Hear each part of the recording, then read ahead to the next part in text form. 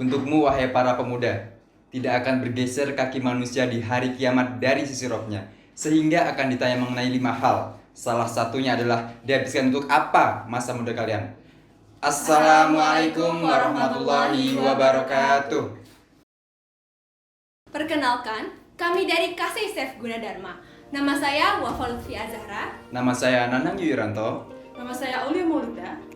Izinkan kami untuk memaparkan hasil perancangan bisnis yang telah kami buat, yaitu Bisabilitas, sebuah platform pembiayaan bagi kaum disabilitas berbasis website.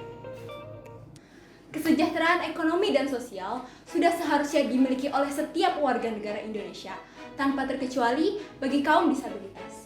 Tetapi, permasalahan yang ada di dalam negara kita tercinta ini tidak lepas dan tidak jauh dari kemiskinan dan juga kesenjangan ekonomi.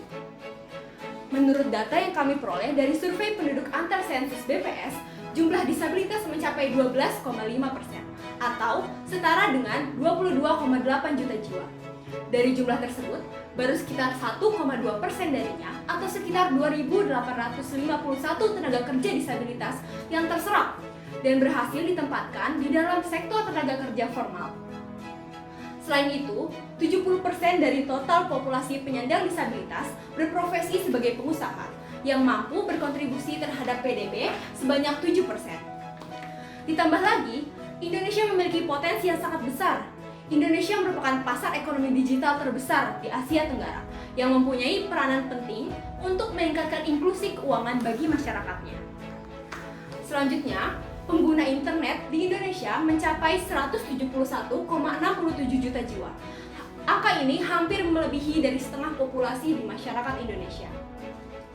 Sehingga hal-hal yang sudah saya sebutkan tadi memiliki dampak positif terhadap adanya penggalangan dana online atau penggalangan dana daring, yaitu sebesar 60,87%.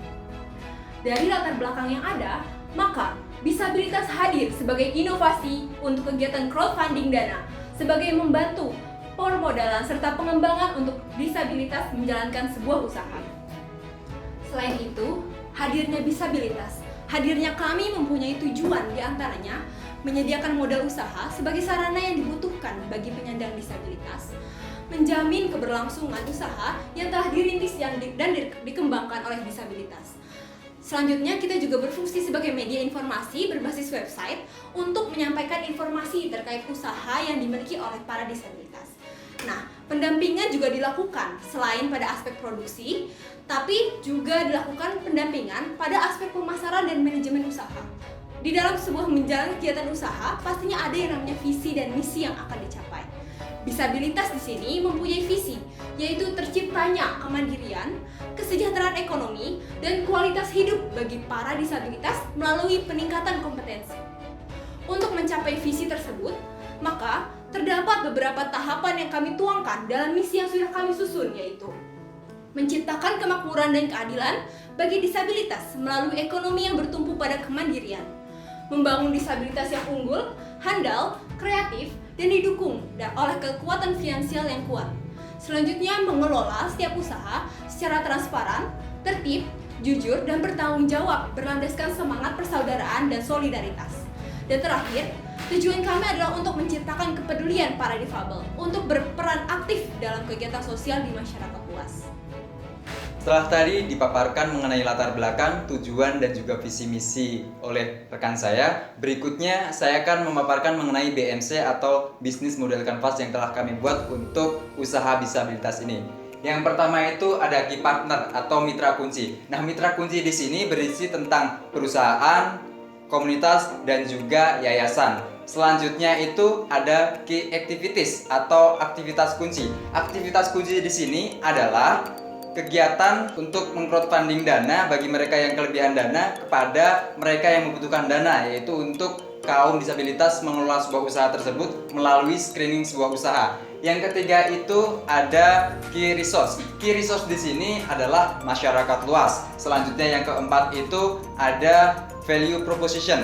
Value proposition dari disabilitas itu sendiri adalah problem solving untuk para disabilitas mendapatkan modal atau permodalan terhadap usaha yang dijalankan dengan pengelolaan secara profesional. Berikutnya yang kelima itu adalah customer relationship.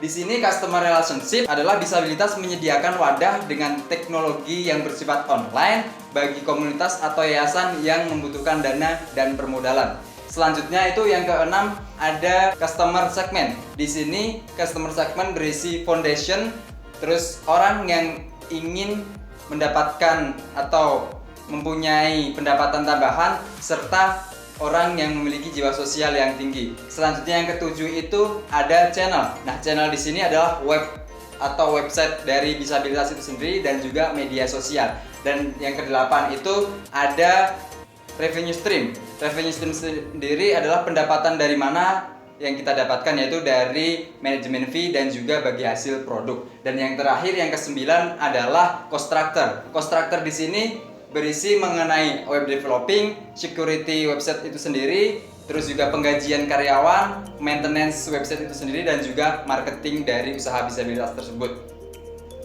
Berikut adalah analisis SWOT dari usaha disabilitas yang kami jalankan. Yang pertama itu ada strength atau kekuatan. Strength di sini adalah alternatif investasi bagi pemilik modal untuk dapat berinvestasi dan berpartisipasi dalam pemberdayaan disabilitas dalam pengajuan modal. Yang kedua ada opportunity. Opportunity di sini adalah dengan bisnis website crowdfunding, maka pengguna internet dapat mengakses informasi disabilitas dengan mudah. Selanjutnya itu di opportunities ada banyaknya masyarakat yang sudah percaya dengan adanya penggalangan dana secara online. Selanjutnya ada threat. Threat di sini berisi mengenai regulasi hukum yang masih bisa berubah-ubah serta usaha disabilitas dalam jangka waktu yang panjang. Setelah saya paparkan mengenai analisis SWOT tadi, kami juga melakukan screening usaha terhadap apa yang akan masuk ke dalam website kami, jenis usaha yang akan masuk ke dalam website kami. Yang pertama itu screeningnya adalah lamanya usaha dapat berdiri lebih dari 1 tahun atau minimal 1 tahun. Yang kedua, adanya laporan keuangan minimal 1 tahun. Dan yang ketiga, terdapat peninjauan lebih lanjut terkait arus keuangan usaha tersebut. Selain itu, disabilitas juga hadir untuk memberikan dampak terhadap usaha disabilitas itu sendiri. Dampak yang pertama adalah meningkatkan modal usaha bagi kaum disabilitas. Yang kedua, memaksimalkan produk usaha kaum disabilitas. Yang ketiga, ada usaha disabilitas dapat berjalan dengan lancar. Yang keempat, mengoptimalkan usaha bagi peran atau kaum disabilitas. Dan yang kelima, meningkatkan pendapatan bagi kaum disabilitas. Setelah kita mengetahui dampak disabilitas bagi usaha disabilitas, di sini saya ingin menjelaskan mengenai dampak bagi disabilitas itu sendiri, di mana bagi disabilitas yaitu dapat mendorong lahirnya wirausaha bagi para disabilitas. Yang kedua, dapat meningkatkan kesejahteraan bagi para disabilitas.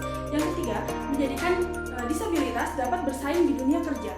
Serta aspek syariah yang masuk dalam platform disabilitas itu sendiri, di mana investor menggunakan akad musyarakah yang nantinya investor akan bekerja sama dengan pelaku usaha disabilitas, serta keuntungan yang dapat berupa bagi hasil dari modal yang sudah ditanamkan oleh para investor itu sendiri. Untuk laporan keuangan yang diperlukan pada platform disabilitas sendiri itu terdapat 2 kategori biaya, yaitu fixed cost dan variable cost. Untuk biaya sewa sendiri sebesar 3,5 juta, instalasi internet sebesar 1 juta, domain sebesar 200.000, share hosting sebesar 1 juta, serta instalasi hosting dan domain sebesar 1 juta, dan jasa desain web sebesar 2 juta, term and plugin premiumnya sebesar 2 juta, jasa pembuatan konten sebesar 2 juta, jasa SEO website 2 juta, maintenance 2 juta, serta device laptop yang diperlukan sebesar 30 juta, dan biaya lainnya sebesar 1 juta. Sehingga total biaya tetap yang dibutuhkan sebesar Rp47.700.000.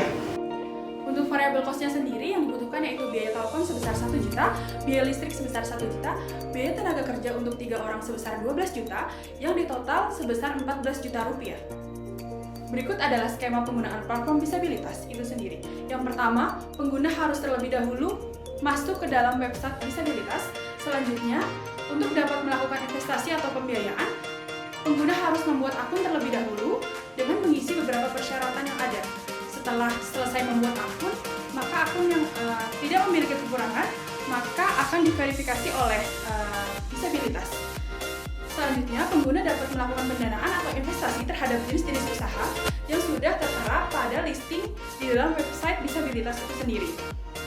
Untuk usaha yang tertera, komposisi dari usaha yang dijalankan, harga yang ditawarkan, kontrak yang akan dibuat, bagi hasil yang akan dilakukan, dan stok atau jumlah yang masih dapat dibiayai. Setelah pengguna sudah memilih dan akan berinvestasi pada produk yang sudah ada pada website Visabilitas itu sendiri, maka akan melakukan pembiayaan atau pembayaran yang nantinya dilakukan oleh Visabilitas ke Visabilitas terlebih dahulu. Nah, selanjutnya akan disalurkan kepada usaha Visabilitas itu sendiri. Demikianlah yang dapat kami sampaikan. Billahi taufik wa hidayah. Wassalamualaikum warahmatullahi wabarakatuh. Visabilitas, kita bisa berdampak untuk disabilitas.